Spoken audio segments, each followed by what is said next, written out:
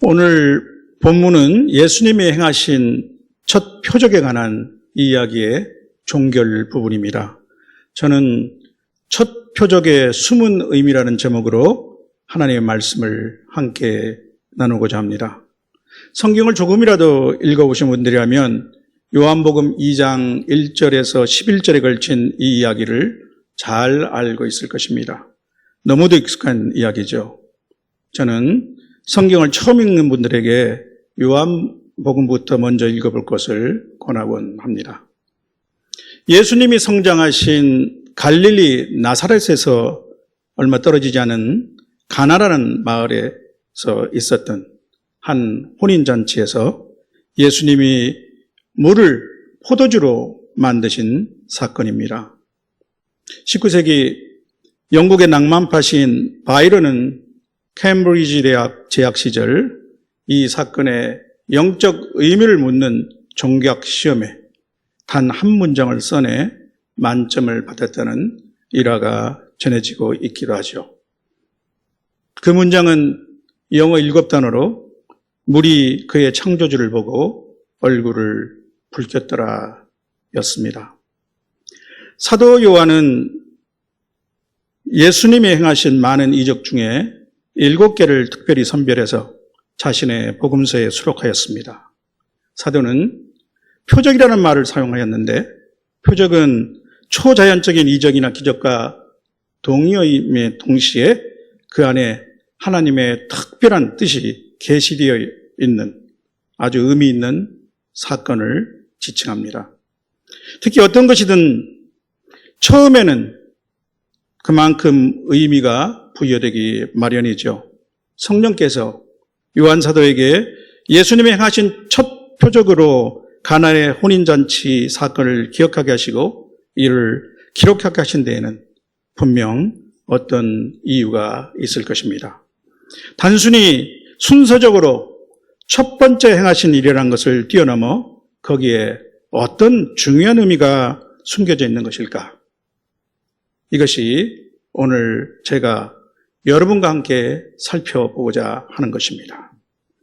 문득 그것이 알고 싶다라고 하는 한 공중파 TV 심층 탐사 프로그램이 생각이 납니다. 그 진행자가 사건을 파헤쳐가면서 던지는 질문의 억양이 참 독특하면서도 매력적인 것으로 기억이 되죠. 그렇다고 방송이라고 반드시 진실은 아닙니다. 제가 자세히 말씀드릴 수는 없지만 20여 년 전 주 호주 대사관에 차석으로 근무했을 때 그 당시 실제 겪어본 일이 있습니다. 아무튼 본문과 관련된 이야기는 언뜻 다소 가벼운 주제로 보입니다. 주일학교 성극의 소재로 적합한 상당히 흥겹고 신기한 이야기 정도로 말이죠. 한 결혼잔치 도중에 중요한 포도주가 떨어지는 문제가 있음을 알게 된 어머니 마리아가 예수님께 긴급 요청을 했습니다. 하인들은 예수님의 말씀에 순종해서 물 항아리 6을 아구까지 가득 채워서 연회장에 갖다 주었습니다.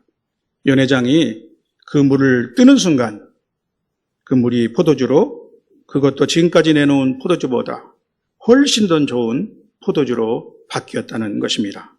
그 결과는 오늘 우리가 읽은 본문에 나오는 대로 영문을 모른 채 신랑은 큰 칭찬을 받았고 예수님은 이 사건을 통해서 그의 영광을 나타내시고 제자들은 예수님을 믿게 되었다는 것입니다. 물론 물이 포도주로 바뀌는 것은 본질적인 화학적 변화로 분명 큰 이적임에 틀림없습니다. 아무래도 과학적 지식이 덜했던 예수님 당시 사람들보다 오히려 오늘 현대 지식인들에게 더욱 놀라운 사건일 것입니다. 또한 첫 표적을 결혼식 축제에서 행하신 것은 결혼을 축복하시는 하나님의 마음을 보여주는 것 같습니다. 생육하고 번성하여 땅에 충만하라는 것은 창조주 하나님께서 온 인류와 모든 피조물에게 주시는 축복입니다. 그런데 우리나라는 2022년 합계 출산율, 그러니까 한 여성이 가임 기간 중 출산을 기대할 수 있는 아이 숫자죠. 이 숫자가 0.78명으로 역대 최저입니다. OECD 평균 1.59명에 비해서도 한참 아래입니다. 2021년부터는 우리나라 전체 인구가 감소하기 시작했습니다. 인구 절벽으로 모사되는 심각한 현상이죠. 거기엔 우리 신세대가 결혼을 회피하고 있는 것도 중대한 이유의 하나가 될 것입니다. 결혼과 출산에 믿음이 필요한 참으로 희한한 세대가 된 것 같습니다. 주택가격이나 아이의 교육 비용 등 경제적인 문제가 이들에게 가장 큰 부담이 되는 것이겠죠. 그러나 이 가나의 혼인잔치에서 예수님은 가장 중요한 포도주가 떨어진 것을 더 좋은 것으로 채워주셨습니다. 우리 젊은 세대에 용기를 주는 사건으로 받아들일 수 있을 것 같습니다. 마리아는 문제를 발견하고 바로 예수님을 찾아갔습니다. 마리아는 예수님은 할 수 있고 도와주실 분이라는 것을 믿었습니다. 하인들은 예수님의 말씀에 순종하였습니다. 그들은 주님께 이유를 묻거나 다른 사람들의 의견을 구하지 않았습니다. 믿음과 순종이 예수님께 드려지자 기적이 일어났던 것입니다. 따라서 우리 신세대는 예수님이 첫 이적을 혼인축제에서 행하셨다는 사실을 기억하며 결혼과 출산에 믿음을 갖고 더욱 적극적 자세를 가지면 참 좋겠습니다. 그렇지만 이러한 사실에도 불구하고 제게는 이 이야기는 첫 표적으로서는 무게감이 다소 떨어지는 듯한 느낌을 지울 수가 없는 것 같습니다. 여러분은 어떠하신지요? 성도 여러분, 그런데 예수님의 이 첫 표적에서 우리는 그 숨겨진 의미를 발견할 수 있습니다. 그것은 깊은 영적 의미를 내포하고 있습니다. 예수님은 물을 포도주로 만드셨습니다.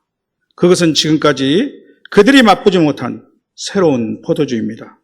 마태, 마가, 누가가 기록한 이 새 공간 복음은 공통적으로 예수님이 새 포도주는 새 부대에 넣어야 한다라고 말씀하신 것을 기록하고 있는 것을 다 아실 것입니다. 세례 요한의 제자들이 예수님께 찾아와 자기들과 바리새인들은 금식하는데 어찌하여 예수님의 제자들은 금식하지 않습니까? 라고 하는 질문에 대한 답으로 말씀하신 것이죠. 은근히 율법의 행위를 중시하고 자랑하는 그들의 질책이 숨겨진 질문입니다. 예수님의 말씀은 금식이 필요하지 않다는 것이 아니고 다만 지금이 어느 때인지를 아는 시대의 분별이 더 중요하다고 말씀하시는 것입니다. 새 포도주는 새로운 시대를 상징합니다. 예수 그리스도와 함께 이 땅에는 새로운 시대가 열렸습니다. 하나님 나라가 임했습니다. 새 포도주는 율법 대신 은혜의 새 시대를 상징합니다. 율법은 행위를 요구하고 정죄합니다. 그러나 은혜는 믿음으로 의롭다 하시며 용서합니다. 율법은 죄와 사망의 법입니다. 그러나 은혜는 그리스도 예수 안에 있는 생명의 성령의 법입니다. 성도 여러분, 이 포도주 안에는 더욱 깊은 영적 상징과 의미가 담겨 있습니다. 예수님은 잡히시기 전날 밤에 제자들과 최후의 만찬을 가지신 후 이렇게 말씀하셨습니다. 제가 이 장면을 기록한 누가복음 22장 20절을 한번 읽어보겠습니다. 저녁 먹은 후에 잔도 그와 같이 하여 이르시되 이 잔은 내 피로 세우는 새 언약이니 곧 너희를 위하여 붓는 것이라. 내 피로 세우는 새 언약. 우리가 너무나 잘 아는 대로 예수님은 자신의 십자가 고난과 죽음을 상징하는 성만찬을 제정하시고 제자들에게 매번 이를 통해 예수님을 기념할 것을 명하셨습니다. 이후 교회는 이 떡을 먹으며 이 잔을 마실 때마다 주님의 죽으심을 그가 다시 오실 때까지 전하는 것입니다. 고린도전서 11장 26절에서 하시는 말씀이죠. 예수님의 말씀하시는 새 언약은 예수님이 오시기 600여 년 전에 예레미야 선지자를 통해서 하나님이 약속하신 것입니다. 예레미야서 31장 31절을 보면 하나님은 이렇게 말씀하셨습니다. 보라, 날이 이르리니 내가 이스라엘 집과 유다 집에 새 언약을 세우리라. 이어서 그 새 언약의 특징에 대해서 이렇게 말씀하셨습니다. 내가 나의 법을 그들의 속에 두며 그들의 마음에 기록하여 나는 그들의 하나님이 되고 그들은 내 백성이 될 것이라. 그들이 다시는 각기 이웃과 형제를 가르쳐 이르기를 너는 여호와를 알라 하지 아니하리니 이는 적은 자로부터 큰 자까지 다 나를 알기 때문이라. 내가 그들의 악행을 사하고 다시는 그 죄를 기억하지 아니하리라. 이렇게 말씀하셨습니다. 성도 안에 거하실 성령의 임재와 완전한 죄 용서함이 새 언약의 핵심입니다. 그래서 새 언약은 하나님이 돌판에 쓰셨던 옛 언약과 다음과 같은 차이가 있습니다. 그것은 예수님의 피로 세우는 언약입니다. 성만찬 포도주로 상징되는 예수님의 붉은 피가 십자가 위에 부어졌습니다. 그 피로 우리 온 인류는 죄 용서함의 은혜를 받았습니다. 죄 없으신 하나님의 아들 예수님이 피를 흘리셨던 이유는 무엇입니까? 피 흘림이 없이는 죄 사함이 없기 때문입니다. 또한 예수님이 약속하신 성령은 이제 그를 믿어 죄 사함을 받은 우리 성도 안에 거하게 되었습니다. 그래서 요한 사도는 요한 1서에서 이렇게 말씀하고 있습니다. 너희는 주께 받은 바 기름 부음이 너희 안에 거하나니 아무도 너희를 가르칠 필요가 없고 오직 그의 기름 부음이 모든 것을 가르치며 모든 것을 너희에게 가르치며 또 참되고 거짓이 없으니 너희를 가르치신 그대로 주 안에 거하라. 요한 1서 2장 27절 말씀이죠. 교회 생활도 상당히 오랫동안 했는데 이단의 속임수에 넘어가는 사람들이 혹간 있습니다. 그들은 겉모습은 신자일지 모르나 마음으로 자신의 죄를 회개하고 예수님을 영접하지 않았습니다. 그들 안에는 예수 생명이 없고 따라서 성령의 내주하심이 없습니다. 그들 속에는 하나님의 영이 거하지 않는 것이죠. 그리스도의 영이 없으면 그리스도의 사람이 아닙니다. 성령의 기름 부음이 우리 안에 있으면 우리는 진리와 거짓을 분별할 수 있습니다. 주님은 이렇게 말씀하셨죠. 내 양은 내 음성을 들으며 나는 그들을 알며 그들은 나를 따르니라. 극상품 포도주를 맛보았던 연회장이 그 포도주가 어디서 났는지 알지 못했습니다. 엉겹결에 연회장의 칭찬을 들었던 신랑 또한 알 리가 없었습니다. 더욱 질 좋은 포도주를 마시고 즐겼던 손님들도 다 몰랐을 것입니다. 바로 그들이 포도주의 출처를 알지 못했던 것처럼 그때 제자들도 예수님의 포도주가 갖는 깊은 의미를 알지 못했을 것입니다. 아마도 제자들은 예수님의 십자가 죽음과 부활 후 그리고 약속대로 그들 위해 성령이 임하신 후에야 뒤늦게 이 사건을 회상하며 이 표적의 의미를 깨달았을 것입니다. 물을 포도주로 만드신 예수님의 첫 표적 안에는 이와 같은 깊은 영적 의미가 있습니다.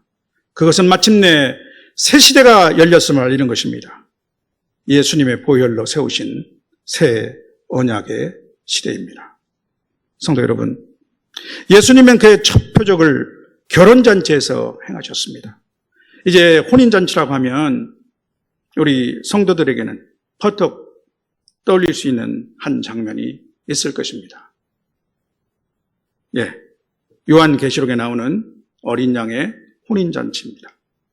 천사가 내게 말하기를 기록하라. 어린 양의 혼인잔치에 청함을 받은 자들은 복이 있도다 하고 또 내게 말하되 이것은 하나님의 참되신 말씀이라. 계시록 19장 9절 말씀입니다. 누가 이 혼인잔치에 초청을 받습니까? 계시록 21장과 22장에는 교회가 그리스도의 신부로 묘사되어 있습니다.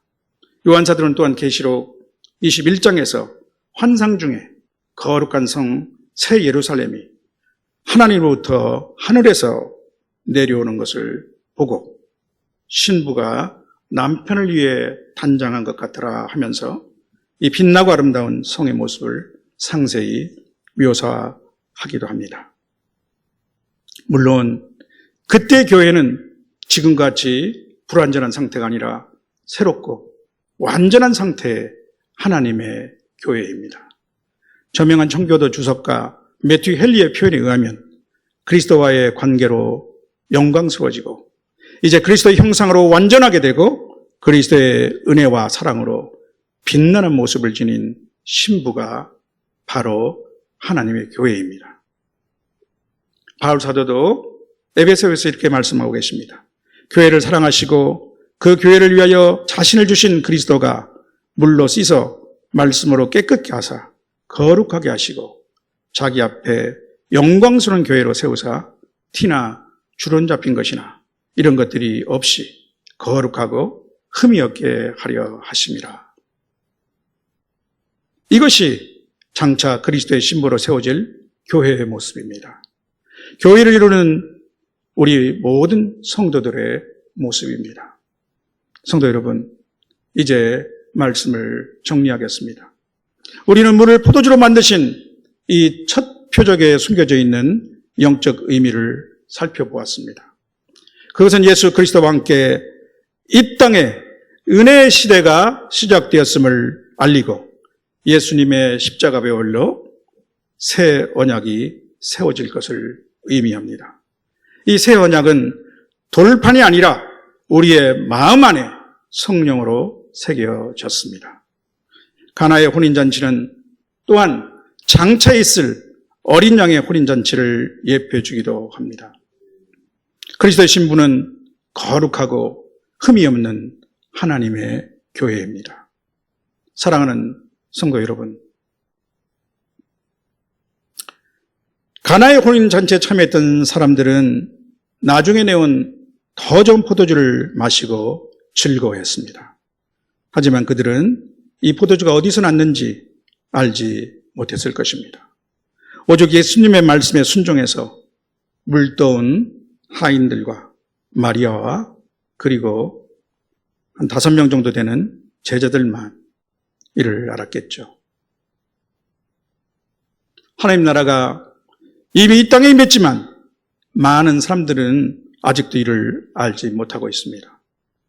하나님은 예수 그리스도의 십자가 죽음을 통해서 모든 회개하는 자에게 죄사함의 은혜를 베푸셨지만 아직도 많은 사람들은 이를 알지 못하고 죄의 종노릇하고 있습니다. 예수님의 재림이 임박한 이때에도 아직도 많은 사람들은 진정한 삶의 목적을 잃고 방황하고 있습니다. 그들은 주님이 되셨던 잔의 의미를 아직 알지 못하고 있습니다.